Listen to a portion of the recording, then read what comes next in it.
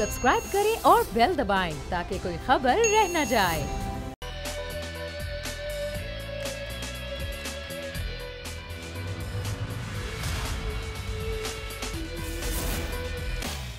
बिस्मिल्लाहिर्रहमानिर्रहीम, अस्सलामु अलैकुम। प्रोग्राम में मैं सुमैया रिजवान आपको वेलकम कहती हूँ। नाज़रीन, जो मुल्क की कुछ सूरत हाल है ज़रा उसके वाले से भी आपको आगाह कर दें कि तहरीक लब्बैक पर पाबंदी हुकूमत ने लगा दी। वफाकी काबीना ने इसकी मंजूरी दे दी है। TLP को करदम करार देने के लिए अब सुप्रीम कोर्ट में भी हुकूमत रेफरेंस दायर करने का फैसला कर चुकी है। ये तमाम तर सूरत हाल है। दूसरी जानिब जो अमीर हैं TLP कराची के, उनका ये कहना है कि अब ज़िद छोड़ दे जो मजलिस शूरा है, और उन्होंने लाताल्लुक़ी का ऐलान कर दिया है तमाम मुज़ाहिरों से। तो ये कुछ सूरत हाल थी जो कि मुख्तलिफ शहरों में मुल्क की थी, और ज़ाहिर हुकूमत का इस पर जो फैसला था उससे भी आपको आगाह करना ज़रूरी था। लेकिन आज के प्रोग्राम का आगाज़ मैं करना चाहूँगी माया सयाम का आगाज़ होते ही महंगाई में जो इजाफा हुआ है उस पर। एक तरफ तो हुकूमत पेट्रोलियम मसनूआत की कीमतें कम करने पर बात कर रही है, लेकिन अवाम ये कहते हैं कि ऊँट के मुँह में ज़ीरे के बराबर होगा।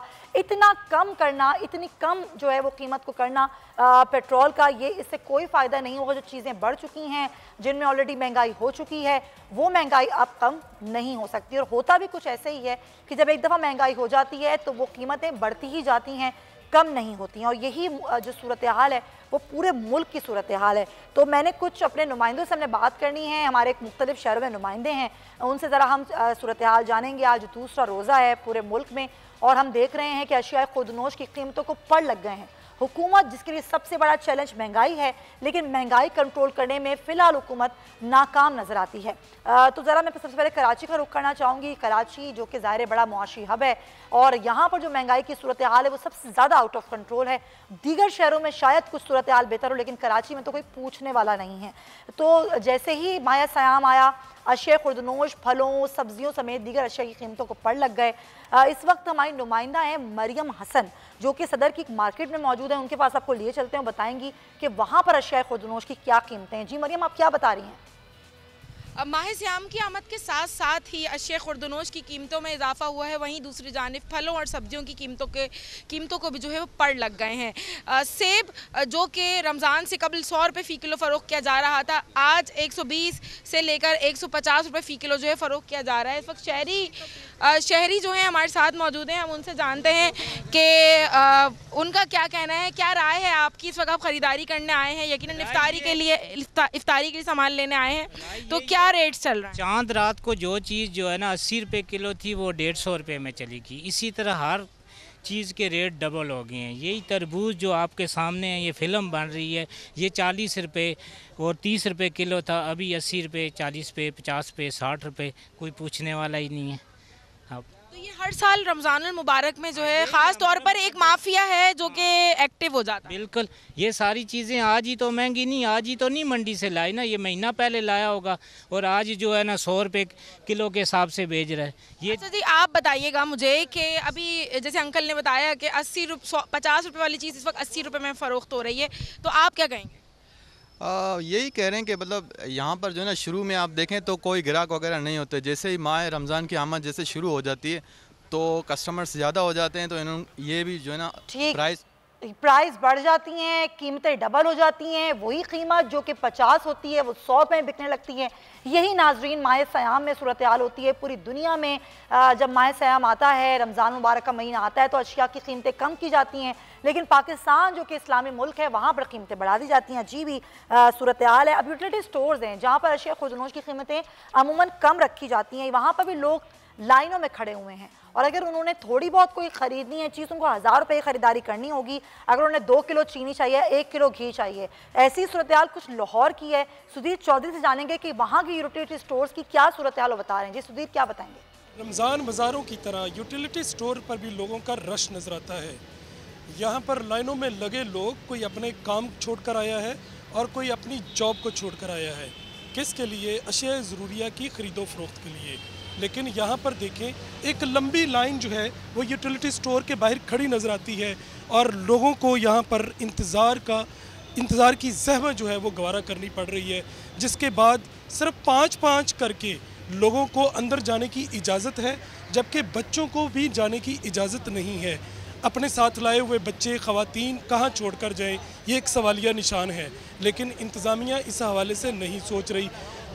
लाइन में लगे लोग यूटिलिटी स्टोर से मिन्नतें और फरियाद करते नज़र आते हैं कि उनकी बारी जल्दी आने दिया जाए, लेकिन ऐसा पॉसिबल नहीं है। लोगों से बात भी करते हैं। सर ये बताएं कि स्टोर पर आप सामान के लिए आए हैं, क्या सूरत हाल है? साथ बहुत बुरी सूरत हाल है। सुबह से लाइन में लगे हुए हैं, अभी तक कोई पता नहीं है। ये तो ऐसे है जैसे किसी ने मुफ्त भी लेना और ना, तो वो भी जुल्म है। सुबह से खड़े हैं, अभी तक कोई बारी नहीं है।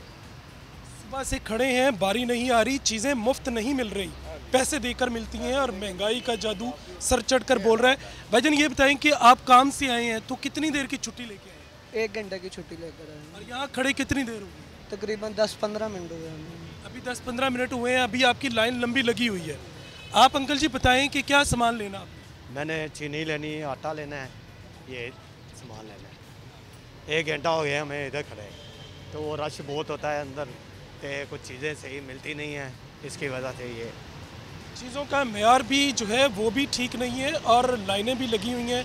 लेकिन लोग मजबूर हैं क्योंकि घर का राशन लेना है और स्टोर या रमज़ान बाज़ार से राशन में कम से कम कुछ तो फ़र्क पड़ता है। बिल्कुल सुधीर, आप सही कह रहे हैं, ना चीज़ें मयारी हैं ना चीज़ें दस्तयाब हैं, ये एक बहुत बड़ा सवाल है।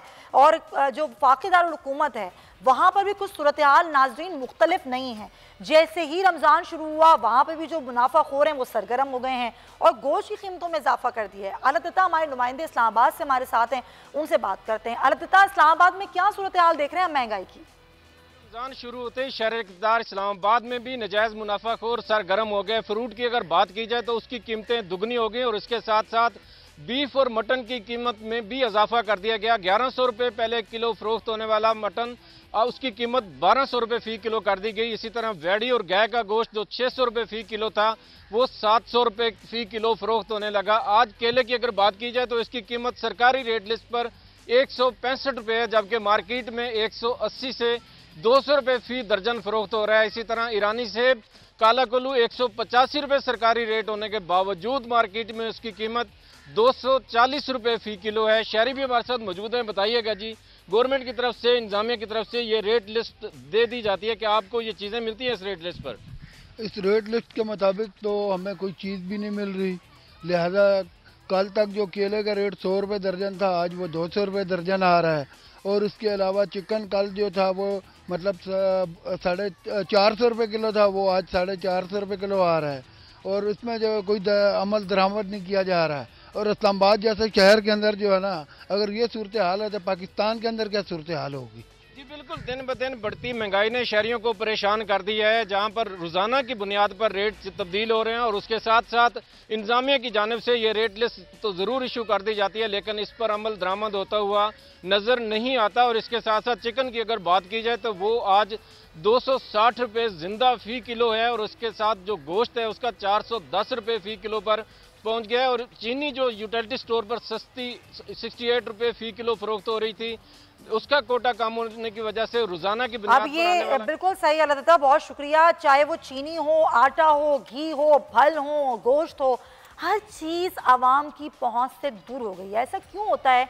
चाहे हुकूमत किसी की भी हो, रमज़ान जैसे ही आते हैं ऐसा क्यों हो जाता है कि हर कोई ये चाहता है कि ज़्यादा से ज़्यादा मुनाफा कमाए और हुकूमतें बेबस क्यों होती हैं? इसी सवाल को आज मैं लेकर अपने शो में आई हूँ। मेरे मेहमान मेरे साथ मौजूद हैं पाकिस्तान पीपल्स पार्टी से अखुंज़ादा चट्टान साहब मेरे साथ मौजूद हैं। पाकिस्तान पीपल्स पार्टी जिसकी सिंध में भी हुकूमत है और बड़ी सियासी जमात है। पाकिस्तान मुस्लिम लीग नून से सिद्दीकुल फारूक साहब मेरे साथ मौजूद हैं, जिन्होंने ज़ाहिर जिनके 3 दफ़ा वज़ीर आज़म रहे मियाँ नवाज शरीफ साहब, इन्होंने भी बड़े अरसे हुकूमत करी मुल्क पर। लेकिन सवाल ये है आप दोनों से मेरा, पहले मैं आपसे सवाल करना चाहूँगी चट्टान साहब, ज़ाहिर है आपकी हुकूमत है सिंध में, पीपल्स पार्टी सिंध में हुकूमत करती है, लेकिन वो ये कहती है कि महंगाई के सम्राट तो वफाक से आते हैं, वहाँ से मामलात आते हैं और फिर सूबों तक फैलते हैं, लेकिन सूबों की अपनी भी जिम्मेदारी होती है, उन्होंने भी तायुन करना होता है। कमिश्नर्स होते हैं, डिप्टी कमिश्नर्स होते हैं, मुतालिका इदारे होते हैं जिन्होंने प्राइस कंट्रोल कमेटियाँ होती हैं, जिन्होंने जो प्राइसेस हैं उनको कंट्रोल रखना होता है, आवाम की दस्तरस में चीज़ों को रखना होता है।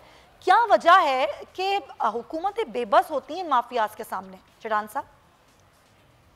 बिस्मिल्लाहिर्रहमानिर्रहीम। देखिए जी, जहाँ तक सूबाई हुकूमतों की ताल्लुक़ है तो वो तो अगर हुकूमत, मरकजी हुकूमत चीनी एक्सपोर्ट करते हैं और फिर उसको इंपोर्ट करते हैं, तो जब मार्केट में महंगा मिलेगा तो लोग तो महंगा बेचेंगे। और ये महंगाई पहले भी हमारी हुकूमतों में भी थी, नवाज शरीफ साहब की हुकूमतों में भी थी। और ये हमारी बदकिस्मती है कि हम अपने आप को कहने वाले मुसलमान जो हर वक्त सीने पे हाथ रख के कि हम तो मुसलमान और पैगंबर पे जान देने वाले। सही बात है। तो भाई अगर आप पैगंबर पे जान देने वाले हैं तो ये रोज़ा है ना, इसके अहकामात पे अमल दरामद कर दी। बिल्कुल। लेकिन इस हुकूमत में सुमैया एक और मसला है जो पहली हुकूमतों में नहीं था, ये मैं पहली बार देख रहा हूँ। वो ये है कि पहली हुकूमतों में अगर चीज़ें महंगी भी हो जाती लेकिन जो सरकारी नरफनामा होता इस पे बिकती और पूरी मुल्क के लिए एक जैसा रेट चलता। यानी मिसाल के तौर पर अगर चीनी 100 रुपए किलो है या 80 रुपए किलो है तो मजाल है कि वो कोई 185 पे बेच दे या 190 पे बेच दे। आप इस हुकूमत का मसला ये है कि एक ही शहर में, यानी ये एक इस्लामाबाद है, ये एक इस्लामाबाद में आप अपने रिपोर्टर्स को निकाल दे, उनको बेच दे। कराची कंपनी का रेट अलहदा होगा, अपारा का रेट अलहदा चलेगा। आप बिल्कुल दुरुस्त कह रहे हैं चट्टान साहब, लेकिन मेरा ये तो सवाल है ही नहीं। आप बिल्कुल दुरुस्त कह रहे हैं, हर इलाके का अलग रेट है। जिस तरह हमने अपने नुमाइंदों की गुफ्तगू भी आपको पहले ही सुना दी ताकि आप लोगों से बात करने में आसानी हो। मुझे ये बता दीजिए, क्या सूबाई हुकूमतों की अपनी कोई रेट नहीं होती? मैं कराची शहर में रहती हूँ, ये बड़ा शहर है, बड़ा मुआशी हब है, आप भी ये बात जानते हैं, लेकिन यहाँ पर जो मनमानियाँ हैं, अल्लाह माफ़ करे, मैं ये जुमला कहने मतलब उसके अलावा मेरे पास कोई और ऑप्शन नहीं है कि कोई पूछने वाला नहीं है इन लोगों को। जिसका जो दिल चाहता है वो कीमत मुकर्रर करता है। कि यहाँ पर कोई हुकूमत नाम का वजूद नहीं है? ये तो आप सिंध हुकूमत के किसी नुमाइंदे से पूछे। बहरहाल मैं पीपल्स पार्टी का तो हूँ लेकिन सिंध हुकूमत का नुमाइंदा नहीं हूँ, तो सिंध हुकूमत का नुमाइंदा आपको बेहतर बता सकते हैं। मैं तो ओवरऑल आपको बता सकता हूँ कि रेट कैसे। आवाज डबल हो रही है चट्टान साहब की जी, आवाज इको हो रही है जी। चट्टान साहब बोलिएगा। अगर आप पेट्रोल महंगा हो जाते हैं तो मंडी में जो चीजें जाते हैं वो महंगे तो हो जाती है। अगर आप गंदम एक्सपोर्ट करते हैं और फिर उसको इंपोर्ट करते हैं तो वो महंगा तो हो जाती है। तो बहुत सारी चीजें ऐसी है जिसके ताल्लुक फेडरल गवर्नमेंट के साथ है। ठीक है। हाँ, सूबाई हुकूमतों की ये है कि जो रेट हो उसको बिल्कुल एक जैसा रखे, चाहे छोटा शहर हो बड़ा शहर हो, देहात हो कहीं भी हो, रेट एक चले, जो कि अब नहीं है। मुझे कराची के हालात का पता नहीं, बाकी पंजाब और ये सिद्दीक साहब कराची के हालात मैं आपको बता देती हूँ। अभी आपकी आवाज़ डबल हो रही है, मुझे आपकी समझ नहीं आ रही है बात। मैं वापस आऊँगी सिद्दीक साहब से जब तक बात को। सिद्दीक उल फारूक साहब, ये जो सूरत हाल होती है, मैंने जिस तरह पहले सवाल किया, हुकूमत किसी की भी हो, चाहे हुकूमत तहरीक इंसाफ की हो, पीपल्स पार्टी की हो, नून लीग की हो, हुकूमतें बेबस क्यों होती हैं? माए सयाम में कीमतों कम होना चाहिए, यहाँ कीमतें डबल ट्रिपल हो जाती हैं और हुकूमत कोई भी हो कुछ नहीं कर पाती।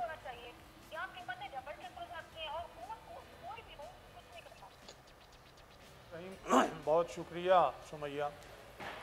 पहली बात कि रमज़ानुल मुबारक एक मुक़द्दस और रहमतों का महीना है और ये हमारा मुल्क जो है ये ओवरवेलमिंगली मुसलमानों का मुल्क है। तो अगर दीन से मोहब्बत हो, खुदा खौफी हो, तो फिर दुकानदार हों या बड़े सप्लायर्स या स्टॉकिस्ट, वो ये समझें कि ये नेकियां कमाने का महीना है और हम रोज़ेदारों को सहूलत दें। लेकिन इसके मुकाबले में मामला ये है कि 2 नफल पढ़ो, पिछले सारे गुनाह माफ़ हो जाते हैं। बस सारे गुनाह हम लोग खूब करते हैं और 2 नफल पढ़ के समझते हैं सारे गुनाह माफ़ हो जाएंगे, तो जो मर्ज़ी करो। हालांकि अल्लाह ताला अपने हुकूक तो माफ़ कर दें, लेकिन हुकूकुल इबाद जो बंदों के हुकूक हैं वो तो अल्लाह ताला नहीं माफ़ करेंगे जब तक बंदे ना माफ़ करें। बिल्कुल। ये हम लोग जो मुसलमान हैं यहाँ, उनके जहन में ये बात आती ही नहीं है। पहली बात ये है। दूसरी बात, इस वक्त के मौजूदा हुकूमत के दौर में महंगाई वैसे ही आसमान से बातें कर रही है, लेकिन रमज़ान शरीफ में बिलखुसूस, मिसाल के तौर पर आम दिनों में किसी की खजूर अगर दुकानदार की 5 किलो बिकती है तो रमज़ान में उसकी खजूर 100 किलो बिकेगी।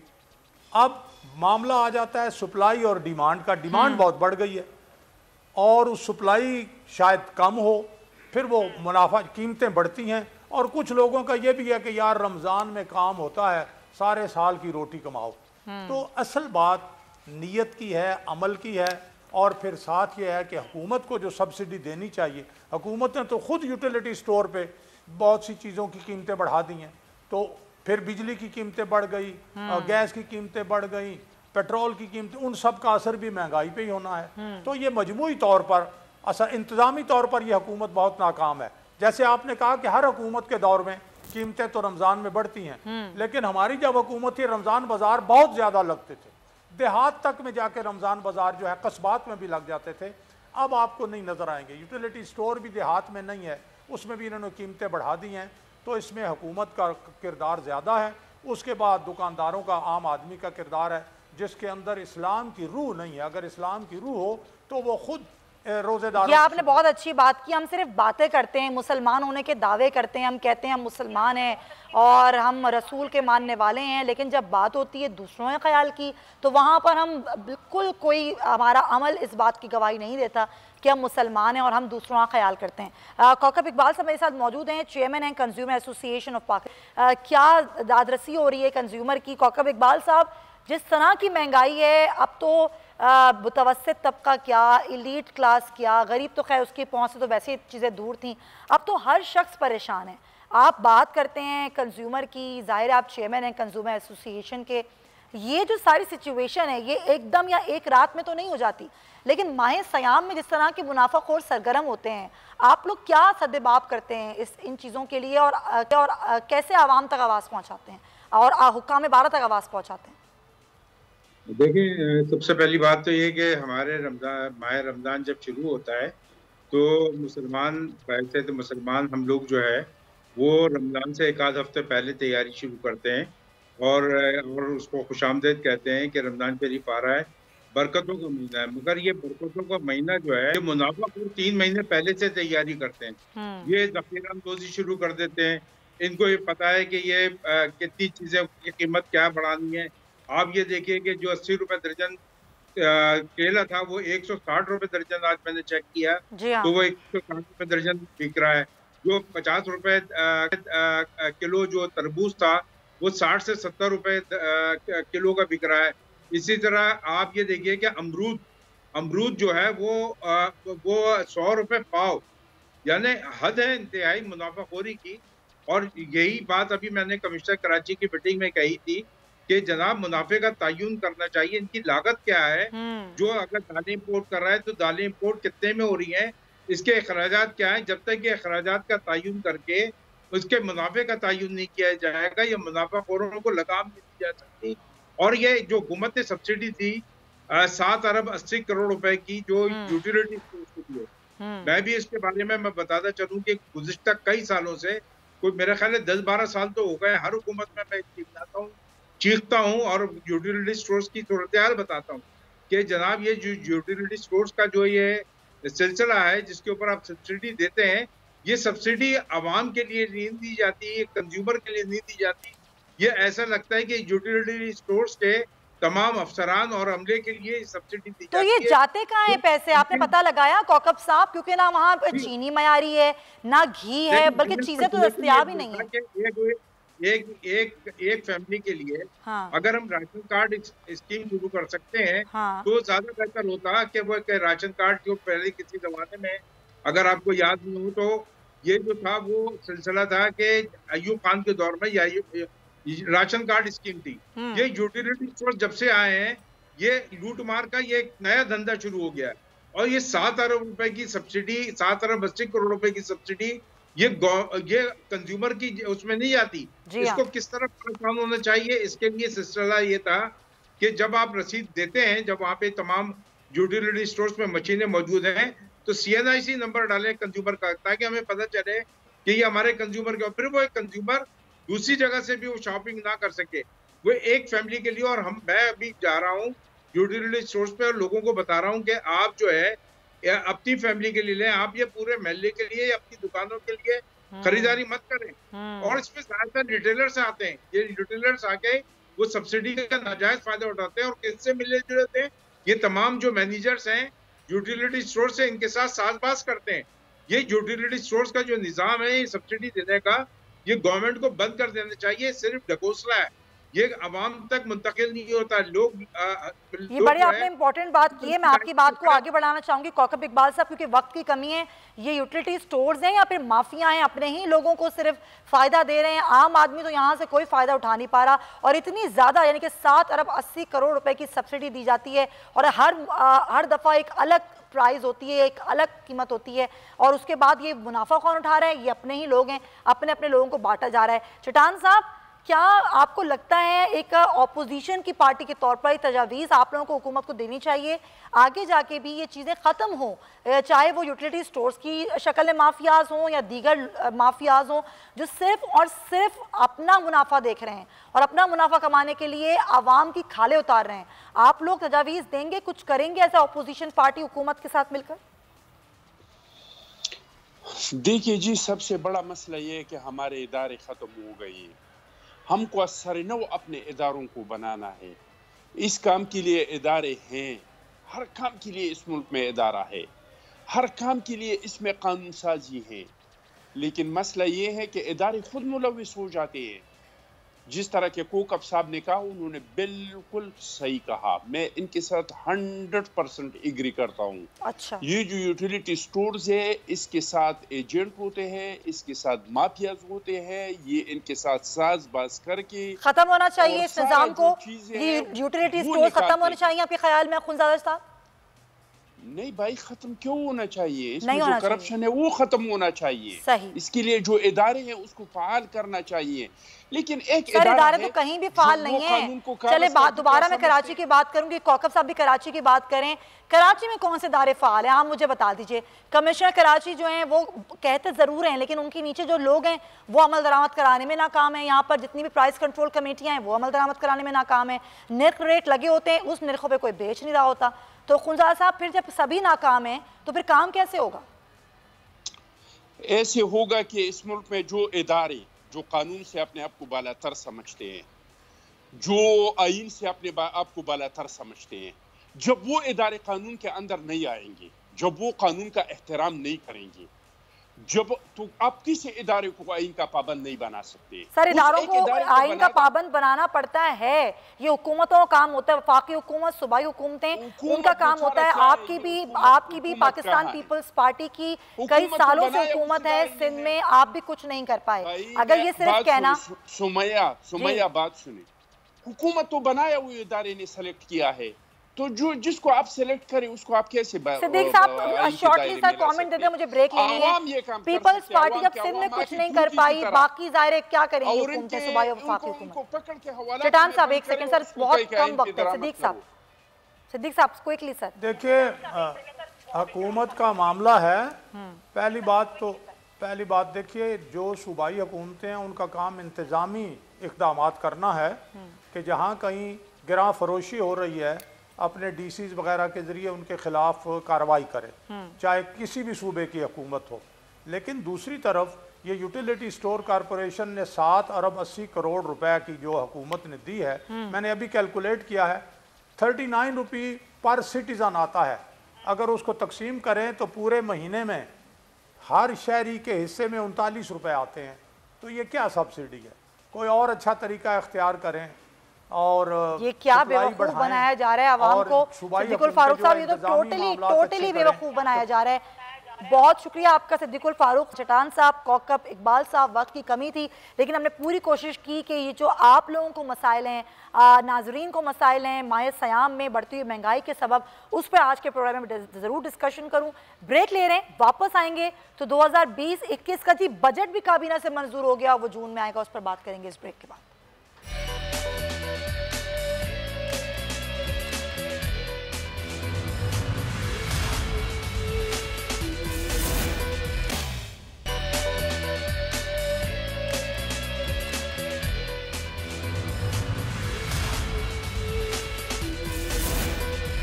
वेलकम बैक नाजरीन। माफ़ कीजिएगा, जाते हुए मैं आपको 2020-21 कह के, लेकिन 2021-22 का ये बजट है जो कि अब मंजूर कर लिया गया है काबीना से, और अब इसकी मंजूरी के बाद ज़ाहिर है ये बजट जब आएगा तो उससे कुछ खदोखाल हैं, वो मैं आज आपको बताना चाहती हूँ। तो वफाकी काबीना ने आइंदा माली साल यानी कि 2021 और 22 का जो बजट है वो मंजूर कर लिया है। बजट का खसारा जो है उसका हदफ 6% मुकर्रर किया गया है। आइंदा माली साल में बजट का कुल हजम 8,000 अरब रुपए से जायद का होगा। आइंदा माली साल का बजट 3,154 अरब रुपए के खसारे का बजट होगा। मुल्क की कुल आमदनी 7,979 रुपए होगी। वाक़ई हुकूमत के अखराजात तखमीना 8,056 अरब रुपए लगाया गया है, जबकि आइंदा साल कर्जे GDP की जो शरह है वो 3.84 तक पहुँच जाएगी। सूबों को NFC अवार्ड के तहत 3,527 अरब रुपए जारी होंगे। बजट में कर्जों पर सूद की अदायगी के लिए 3,105 अरब रुपए मुख्तस किए गए हैं। दफाई बजट में इजाफा करके 1,330 अरब रुपए का जो है वो इजाफा किया गया है। पेंशन के लिए 480 अरब रुपए मुख्तस किए गए हैं। इसी तरह सब्सिडी के लिए 501 अरब रुपए और तरक्याती बजट के लिए 800 अरब रुपए मुख्तस किए जाएंगे। सिविल हुकूमत के अखराजात के लिए 510 अरब रुपए रखे जाएंगे। ग्रांट्स की मद में 994 अरब रुपए मुख्तस किए जाएंगे, जबकि आइंदा माली साल में मुआशी तरक्की का जो हदफ होगा वो 4.2% मुकर्रर किया गया है। और महंगाई की शरह जो रहेगी वो रहेगी 8% तक महंगाई जो है वो जाएगी। आइंदा माली साल में एक्सपोर्ट के लिए 25 अरब 7 करोड़ डॉलर और इंपोर्ट के लिए 51 अरब 40 करोड़ डॉलर का हदफ मुकर्रर किया गया है। नए माली साल में मजमूई तौर पर 1,400 अरब रुपए के नए टैक्सेस भी लगाए जाएंगे। टैक्सेस और GST की मद में रियायत को ख़त्म किया जाएगा। तालीम और सेहत जो कि अहम शोबे हैं, इनमें दी जाने वाली रियायत को भी ख़त्म कर दिया जाएगा। ये बड़ी अहम कुछ चीज़ें थी जो आपके साथ डिस्कस करनी थी। अब इस पर डिस्कशन के लिए मेरे साथ मौजूद हैं माहिर इकोनॉमिस्ट हैं शाहिद हसन सिद्दीकी साहब, बहुत शुक्रिया आपका। और पाकिस्तान तहरीक इंसाफ पंजाब से जमशेद इकबाल चीमा साहब मुझे ज्वाइन करें। आप दोनों हजरात का शुक्रिया। मैं चाहूँगी शाहिद हसन साहब पहले आपसे गुफ्तगू आगाज़ करूँ। सर, ये कुछ कदोकाल थे जो नए बजट है उसके बन रहे हैं, मंजूरी भी इसकी दे दी गई है 2021 और 22। जिस तरह मेरे आपसे कुछ पिछले प्रोग्राम में डिस्कशन हुई थी सर, मैं टैक्सेस पे पहले बात करना चाहूँगी। नए माली साल में जो मजमूई तौर पर टैक्सेस लगाए जा रहे हैं फिलहाल वो हैं 1,400 अरब रुपए के नए टैक्सेस। ये सर 1,400 अरब रुपए के नए जब टैक्सेस लगेंगे तो महंगाई क्या वाकई 8% तक जाएगी उसकी शरह, या कुछ और भी ऊपर चली जाएगी? ये आपने मुझसे पूछा? जी बिल्कुल शाहिद साहब, आपसे पूछा है। बहुत शुक्रिया आपका। देखिए, ऐसा लगता है कि जो कुछ मालूमात आई हैं कि बदकिस्मती से ये बजट जो है ये एक मरतबा फिर जो तहरीक इंसाफ की 10 नुकाते हिकमत अमली थी जो कि इंतखाबात से चंद हफ्ते पहले दी गई थी और जिसकी बुनियाद पर जो है इलेक्शन जीते थे, ये उससे बराह रास्त मुतसादिम है। और ऐसा लगता है कि इसके नतीजे में हमारी मईशत की शरह नमू जो है एक मरतबा फिर सुस्त रहेगी और महंगाई, गरीब और अमीर का फर्क बढ़ेगा और जो है महंगाई बढ़ेगी। और एक और चीज जो मुझे परेशान कुल नजर आ रही है वो ये है कि बरामदात तकरीबन उतनी ही है जितनी हमारी 2011 में थी, यानी अब से 10 साल पहले। हालांकि उस वक्त हमारा जो डॉलर था वो 86 रुपीज का था और अब 152 रुपए का है। जो एक और खराबी परेशानी की बात है मेरे हिसाब से वो ये है कि हुकूमत की जो बड़ी कामयाबी के दावे थे वो थे करंट अकाउंट डेफिसिट जो है वो प्लस हो गया था। वो कहते थे कि हम इसको 20 अरब डॉलर से प्लस में ले आए। इस साल ये माइनस ऑलरेडी हो चुका है। ऐसा नजर आ रहा है कि अगले साल में हमारा साल का जो करंट अकाउंट डेफिसिट होगा वो वही होगा जो 2017 में था, जिसको हम कह रहे थे कि बोरान की कैफियत है।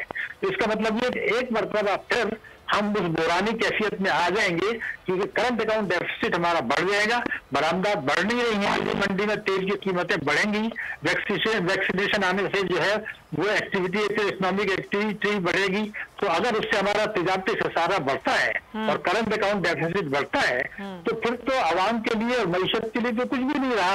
एक और हम कह सकेंगे बदकिस्मती से तमाम तर वसाइल के बावजूद खित्ते के मुल्कों के मुकाबले में एक मरतबा हम फिर पीछे रह जाएंगे और शरह नमू सुस्त और महंगाई ज्यादा और कर्जों का बोझ ज्यादा। तो सवाल तो सिर्फ ये पैदा हो रहा है कि जो 10 नुकाते हिकमत अमली थी उसका मैं एक जुमला जरूर बताऊंगा कि हम इक़्तिदार में आने के अंदर इंसाफ पर मबनी टैक्सों का निजाम नाफिज कर देंगे। और मैं अब भी समझता हूं कि अगर कुछ नहीं करें टैक्सों का निजाम सही कर दें और जो बिजली गैस और पेट्रोल के बरखों पे जो हम नाजायज पैसा लेते हैं, ये दो चीजें हम ठीक कर लें तो पाकिस्तान की मईशत की तेज रफ्तार तरक्की को कोई दुनिया की कुव्वत रोक नहीं सकती। लेकिन अगर ताकतवर तबकों को नवाजने के लिए, जिसको आप माफिया कह लीजिए, जिसको आप कार्टेल कह लीजिए, जिसको आप जो है अशराफिया कह लीजिए, उनके मुफाद में पॉलिसियां बनाई, उनके दबाव में बनाई, उनके मुफाद में कानून साजी की और मैं सब रखा। आपको याद होगा कि प्राइम मिनिस्टर की हैसियत से इमरान खान साहब ने फरमाया था कि मैं 8,000 अरब रुपया इकट्ठा करके दिखाऊंगा। तो अब तो आप जब 4 साल में होंगे तो फिर वही आपका हदफ वही तकरीबन अराउंड 5,000 से कुछ करीब रहता है और आवाम पर टैक्सों का बेतहाशा बोझ डाला जाता है, टैक्स जीडीपी का तनासुब गिर जाता है, बजट खसारा हमारा बढ़ जाता है, महंगाई जिसको मैं आवाम पर जालिमाना टैक्स कहता हूँ, तो आप तो आवाम पे इनडायरेक्ट टैक्सेस हैं उसको कह रहे हैं, मैं कहता हूँ उसके अलावा जो महंगाई होती है वो भी आवाम के ऊपर जालिमाना टैक्स होता है। जी हाँ। क्योंकि इससे आम आदमी और जो मुतवस्सित तबके के लोग जो है ना वो बुरी तरह मुतासर होते हैं।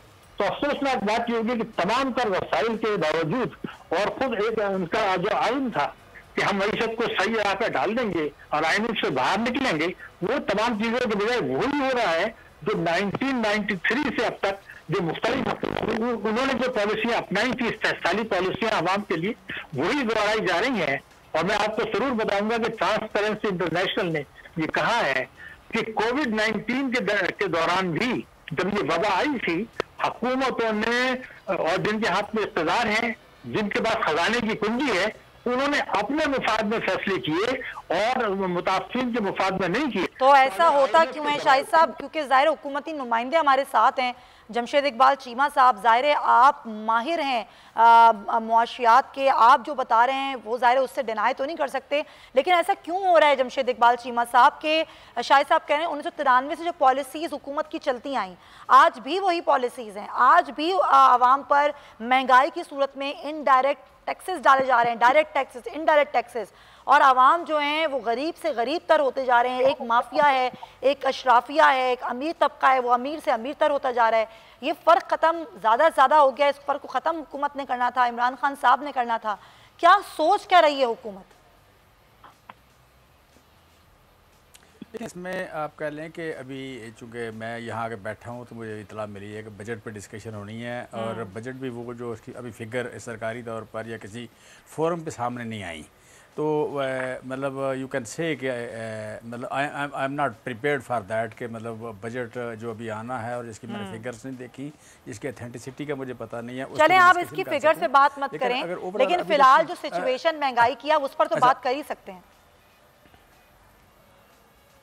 देखिए इस वक्त आप कह लें कि महंगाई की सूरत को अगर देखें तो महंगाई रिवर्स होना शुरू हो गई। महंगाई का जो एक लगा हुआ था डॉलर महंगा होने से जो इशू बना था वो रिवर्स होना शुरू हो गया है। सो इस वक्त अगर आप देखें तो मतलब फूड आइटम में सवाए चीनी के बाकी तकरीबन चीज़ें जो हैं वो सस्ती हो रही हैं। सर क्या सस्ता हुआ है आप मुझे बताएंगे? अभी माह सयाम में हर चीज़ की कीमत डबल हो चुकी है, आप मुझे बताएंगे कौन सी चीज़ सस्ती हुई है अभी?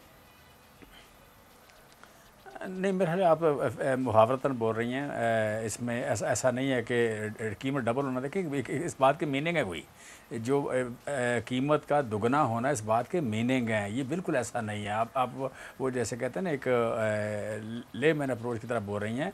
अच्छा। कीमतें अगर आप रिसेंटली देखें तो जो आपका इन्फ्लेशन रेट पहले जा रहा है उसके बराबर है, जो ये 2 महीने पहले था, ये 3 महीने पहले था, 4 महीने पहले था, वही इस वक्त इस महीने में है, ना कि डबल हो गया है। ऑलमोस्ट 7 पॉइंट समथिंग के लगभग आपके लिए महंगाई है, तो वही रमज़ान में भी हुई है, इससे ज़्यादा नहीं है। अच्छा एक सेकंड सर, मैं चाहूँगी ज़्यादा बेहतर है कि सर मैं, क्योंकि अभी आप जाहिर बात है इससे पहले वाले सेगमेंट में आप नहीं थे, हम महंगाई पर डिस्कशन कर रहे थे, हमारे पास हमारे नुमाइंदगान थे मुख्तलिफ शहरों से जिन्होंने हमें फिगर्स दिए, बजट पर डिस्कशन आपसे यहाँ पर हमने करनी थी, लेकिन आप कह रहे हैं कि ज़ाहिर अथेंटिसिटी नहीं है, तो मैं इस पर फिलहाल तो तैयार भी नहीं हूँ, प्रिपेयर भी नहीं हूँ। शाहिद साहब मैं आपसे एक सवाल करना चाहती हूँ, जो इन्फ्लेशन रेट की बात अभी करी है जमशेद इकबाल चीमा साहब ने, बड़े मुअज़्ज़िज़ मेहमान हैं मेरे, वो ये कहते हैं कि इन्फ्लेशन रेट वही है माया सयाम में जो आज से 2 महीने पहले था और कोई महंगाई नहीं हुई। सर आप भी जाहिर सी बात है अगर एक मईशत के हवाले से अपना तजुर्बा रखते हैं, लेकिन हम सब अपने अपने घरों में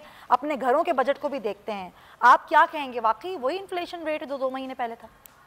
देखिए मैं आपसे यह कर दूं कि हुकूमत पाकिस्तान ने जो एक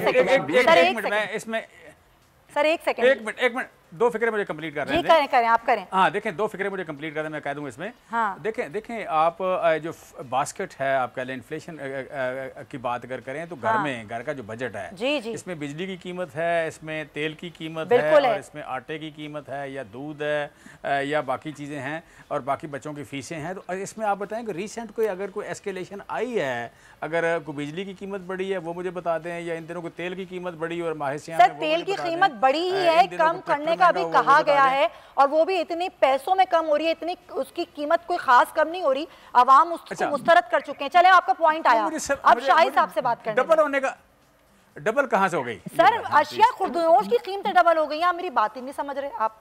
चले खैर, शाहिद साहब प्लीज बताइएगा सर, इन्फ्लेशन रेट आटा कहां महंगा हुआ है? आटा सर कुछ भी महंगा नहीं हुआ, ठीक है जी। हुकूमत पाकिस्तान के जो आदाद शुमार हैं जी, उसके मुताबिक इस साल जनवरी 2021 में पाकिस्तान में अफरात ज़र था 5.7%। इस वक्त जो है वो औसत जो आ रहा है जुलाई से अब तक वो है 8.3%। इस दौरान में बिजली के दर बहुत बड़े हैं, इसको तो आप डिनाई नहीं कर सकते, बिजली के दर बड़े हैं, और खाने पीने की कुछ अशिया की कीमतें बढ़ी हैं, और रमजान में फिर अभी इजाफे का रुझान है। प्राइम मिनिस्टर साहब ने तशवीश का इजहार किया था, उन्होंने खुद IMF के मैनेजिंग डायरेक्टर से ये बात की है कि आप हमारे जो शराइत हमने जो मामला तय किए थे, अब ये तीसरी मरतबा ये उनसे दरखास्त कर रहे हैं कि आप उसमें थोड़ी सी नरमी कर दें। यानी वो ये पॉलिसी नहीं बना रहे कि अपनी पर इस्लाहात करके जो है महंगाई को कम करें, बल्कि IMF से ये तीसरी मरतबा हमने दरखास्त की है इस हुकूमत ने कि आप कुछ चीजों को हम अमल दरामद को हमें थोड़ा सा टाइम दे दें, यानी महंगाई बाद में बढ़ जाएगी, इस वक्त ज्यादा ना बढ़े। तो ये जो चीज हो रही है वो पाकिस्तान की मईशत में, क्योंकि एक तरफ पेरिशेबल आइटम्स की कीमतें बढ़ी, नॉन पेरिशेबल आइटम्स की कीमतें बढ़ी, तीसरी तो ये कि बिजली के नर्ख बढ़े, और एक शरह सूद में इजाफे का प्रेशर IMF की तरफ से आ रहा है। आलमी मंडी में तेल की कीमतें बढ़ेंगी, उसको हम कुछ नहीं और एक चीज मैं और ऐड कर दूं शाहिद साहब, क्योंकि वक्त की कमी है, मैं एक जवाब और लेना चाहती हूँ। जमशेद इकबाल चीमा साहब, आपका ताल्लुक पंजाब से है, जब कीमतें मुकर्रर की गई चीनी की तो वो की गई थी 80 से 85 रुपए किलो, आज भी चीनी 100 से 110 रुपए किलो मिल रही है पंजाब में, और लाहौर में, मुल्तान में ये सूरत हाल है कि यूटिलिटी स्टोर्स भी जो हैं वो भी अपने हाथ खड़े कर चुके हैं कि चीनी की कीमतें कम नहीं हो रही। इस पर आप क्या कहेंगे? देखिए मैं समझता हूँ कि हमारी जो कामयाबी नहीं है, या जैसे नाकामी भी कह सकते हैं, वो चीनी की कीमत है। ये इस बात में कोई डाउट नहीं है, हम बड़ी स्ट्रेट बात करते हैं कि चीनी की कीमत जो है वो आप कह लें कि जिस वक्त एक्सपोर्ट हुई है वो गलत हुई है, उसके बाद आप इसमें होर्डिंग वाले आ गए, और जिस तरह उन्होंने मैनेज किया है, मैनिपुलेट किया है एक माफिया ने, वो एक स्टोरी है, उस पर इंक्वायरी है, उस इंक्वायरी पर लोग काम कर रहे हैं। बट इस वक्त मार्केट में आप कह लें कि चीनी एक हुकूमत के लिए एक बदनमा दाग है। डेफिनेटली इस वक्त हम 65 रुपये दे रहे हैं सस्ते बाज़ारों में, लेकिन वो हल नहीं है।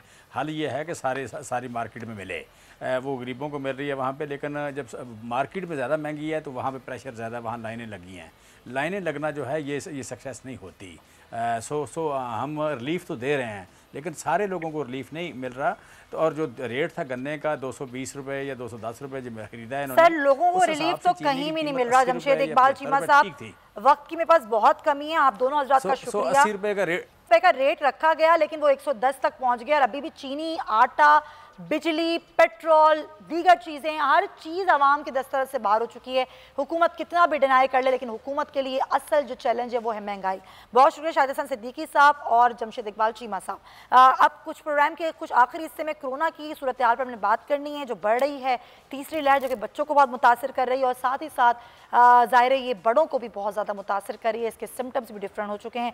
डॉक्टर अब्दुल बारी खान साहब हमारे साथ मौजूद हैं, आपका बहुत शुक्रिया। डॉक्टर बारी साहब, एक तरफ तो वैक्सीन लग रही है, एक वो वैक्सीन है जो हुकूमती वैक्सीन है जो कि फ्री ऑफ कॉस्ट है, और एक दूसरी वैक्सीन है जो रूसी वैक्सीन है जो कि मुख्तलिफ अस्पतालों में लग रही है, जिसकी कीमत का तयन हुकूमत ने जो किया सो किया, लेकिन वो 12,500 रुपये की 2 डोज हैं। कल भी हमने गुफ्तगू की और एक डॉक्टर थे, बहुत माहिर डॉक्टर थे, उनका कहना यह था कि 1200 रुपये कीमत है, लेकिन 12,000 रुपये जो है वो उसकी कीमत वसूल की जा रही है। सर मैं चाहूँगी सर इस पर आप रोशनी डालिएगा कि ये कौन है जो इस पर मुनाफा कमा रहा है वैक्सीन पर इतना? देखिए बात तो ये है कि जो एक प्रोसेस है ड्रैप का, कीमत मुतय्यन करने का, उन्होंने उसी हिसाब से उसको मुतय्यन किया है। अब वो जो कह रहे हैं 1200 की है तो उसका कोई जस्टिफिकेशन उनके पास होनी चाहिए। तो कीमत का तयन जो है ना वो तो मार्केट फोर्सेस खुद ही इसको हैंडल कर लेती हैं, इसलिए क्योंकि एक प्रोसेस है, प्रोसेस के तहत होती है, उसमें तो कोई चैलेंज नहीं कर सकता है या कर सकता है, वो अलग बात है। प्रॉब्लम ये है कि ये चीज़ अवेलेबिलिटी जो गवर्नमेंट कर रही है, गवर्नमेंट भी एक सेक्टर पूरा नहीं कर सकेगा, आपको इसको अवेलेबिलिटी होनी चाहिए, क्योंकि आपके जो पैसे अफोर्ड कर सकते हैं वो दुबई में जाके लगा रहे हैं, 3-3 हफ्ते वहाँ रहते हैं, वो हज़ारों रुपए खर्च करते हैं, तो एटलीस्ट वो आपके मुल्क में अवेलेबल तो होगी ना कि जिसके ऊपर ये कर सकेंगे। दूसरा फिर ये है कि आपको जो प्राइवेट सेक्टर को अलाउ करना चाहिए, जो नॉट फॉर प्रॉफिट सेक्टर को, क्योंकि कुछ लोग फिलैंथ्रोपिस्ट हैं जो कि डोनेट करना चाहते हैं, उसको भी अलाउ करना चाहिए, ताकि वो लोग गरीबों को, असल में जो 50 से कम उम्र वाले लोग हैं वो काफ़ी आबादी है, उनका नंबर आते आते अभी काफ़ी टाइम लग जाएगा अगर हुकूमत अपने तौर पर करती रहेगी। तो ऐसे इदारे जो करना चाहते हैं उनको इजाज़त देनी चाहिए ताकि वो उसको लगाएं, ताकि ये मिलजुल के ही हो सकेगा, एक सेक्टर कोई भी नहीं कर सकेगा। लेकिन आपकी बात चले दुरुस्त है, लेकिन इसका एक दूसरा पहलू ये भी है कि लोग ये कहते हैं कि अगर ये वैक्सीन ज़ाहिर जो मुख्तलिफ निजी कंपनियां हैं ये मंगवाई भी गई है, तब भी हुकूमत को ख़रीदनी चाहिए और तब भी लोगों को फ्री ऑफ कॉस्ट ही ये वैक्सीन मिलनी चाहिए, क्योंकि वैक्सीन लगना हर किसी का हक़ है, हर शहरी का हक़ है, सबको वैक्सीन लगनी चाहिए, कोई अफोर्ड कर सके या ना कर सके। अच्छा खैर डॉक्टर साहब, अब ये बरतानवी जो वायरस आया है, जो तीसरी लहर है, बच्चों को बहुत ज़्यादा मुतासिर कर रही है, आप क्या बताएँगे, आपके पास जो बच्चों को मुतासिर किया है इस कोविड की तीसरी लहर ने, क्या फिगर्स हैं, बच्चों में क्या सिम्टम्स आ रहे हैं? देखें, अभी जो सूरत हाल सिंध के ऊपर जो है वो तीसरी वेव का इम्पैक्ट इतना नहीं आया, ये सारा जो है ना मेजॉरिटी जो है वो KPK में और पंजाब में और AJK में आया है। और मेरी बात हो रही थी NCOC के ऊपर भी, तो वो कहते हैं कि बच्चों में वही चीज़ है जो कि अगर डेटा जो इन्होंने एनालाइज किया है तो बच्चे जो पहली वेव में और सेकेंड वेव में और थर्ड वेव में उसी नंबर पे हुए हैं, उसी नंबर के हिसाब से हो रहे हैं, उसमें कोई इतना वाज़े फ़र्क नहीं है कि जी हम कहें कि यहाँ पर बच्चे ज़्यादा इन्वॉल्व हो रहे हैं। अच्छा डॉक्टर साहब, एक चीज़ और है, एक UK में हमने देखा कि वैक्सीन, या दूसरे ममालिक में हम देख लें वहाँ पर वैक्सीन लगने का जो एक शरह है वो 50% तक पहुँच गई है, लेकिन हमारे मुल्क में जो वैक्सीन लगने की शरह है वो 0.5% तक भी नहीं है। क्या वजह है? आप एक माहिर डॉक्टर हैं, आप क्या समझते हैं कि ज़्यादा तादाद में वैक्सीन ना लगना ये नाकामी है हुकूमत की, या फिर आवाम इस तरफ जो है वो थोड़ा शक व शुबात का शिकार है? देखिए, कुछ आवाम का भी मसला है, कुछ सप्लाई और डिमांड के इश्यूज भी है, जो कि जो प्रोडक्शन जो है ना, अगर आप देखें तो वो इस वक्त पूरी दुनिया में मैक्सिमम 2 अरब वैक्सीन डोजेस तैयार हो रही हैं। अच्छा। और वो ये 25% ऑफ द पॉपुलेशन भी नहीं है, लेकिन जिसके पास पाकिस्तान में कोई 17 मिलियन जो है ना कोवैक्स ने देनी थी, वो मार्च के महीने में आनी थी, लेकिन वो एस्ट्राजेनेका की थी जिसको इंडिया ने अभी वो सप्लाई नहीं की है, क्योंकि उनको अपनी फी पड़ी हुई थी। तो ये भी एक बड़ा एक इंटरनेशनल वो भी सप्लाई डिमांड के इश्यूज भी हैं।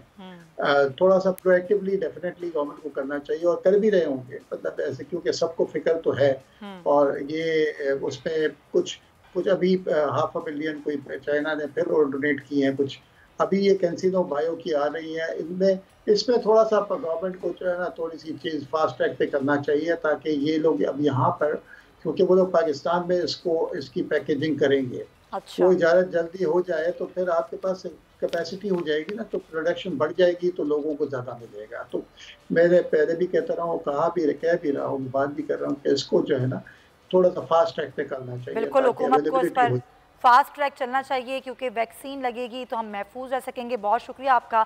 डॉक्टर खान साहब इंडस अस्पताल से हमारे साथ मौजूद थे, बड़े माहिर डॉक्टर हैं। उनका कहना ये है कि वैक्सीन लग तो रही है, लेकिन ज़ाहिर उसकी शरह कम है लगने की। आवाम का भी इसमें कसूर है कि आप भी एतमाद का इजहार करें कि आपको वैक्सीन लगवानी ही लगवानी है, इसका कोई और हल नहीं है। दूसरी ये कि हुकूमत को भी चाहिए कि वैक्सीन लगाने के अमल को जो है वो तेज़ करे। अपना बहुत ख्याल रखिएगा, अपने इर्द गिर्द के लोगों का बहुत ख्याल रखिएगा। कल मुलाकात होगी। अल्लाह हाफ़िज़।